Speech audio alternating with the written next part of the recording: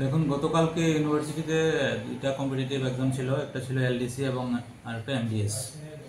তো পরীক্ষার সময় তাদের যে ইনভ্যালিডিটি ছিল, তারা চেকিংয়ের সময় আহ, মোট 7 জনকে তারা সন্দেহভাজন হিসাবে ধরেন। তাদের মধ্যে 2জন প্রক্সি হয়ে অন্যদের পরীক্ষায় বসেছিল। বাকি 5জন তাদের জুতার মধ্যে লুকিয়ে, মোবাইল জুতার মধ্যে লুকিয়ে ব্লুটুথ ইউজ করে তারা নকল করার চেষ্টা করছিল। তো ইউনিভার্সিটি কর্তৃপক্ষ তাদের সবাইকেই ক্যান্ডিডেচার বাতিল করে এবং তারা একটা কমপ্লেন সহ তারা আমাদের কাছে তুলে দেয়।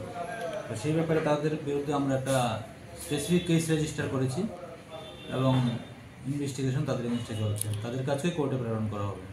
তাদেরকে কালকে রাত্রিবেলায় গ্রেপ্তার করা হয়েছে। 2জন পরীক্ষার্থী ছিল না, তারা প্রক্সি হিসেবে ছিল পরীক্ষা অন্যদের, আর বাকিরা পরীক্ষার্থী ছিল। তারা অসৎ উপায় অবলম্বন করে মোবাইল ডিভাইস ইউজ করে পরীক্ষায় বসেছিল। কোর্টে পড়াশোনা হচ্ছে।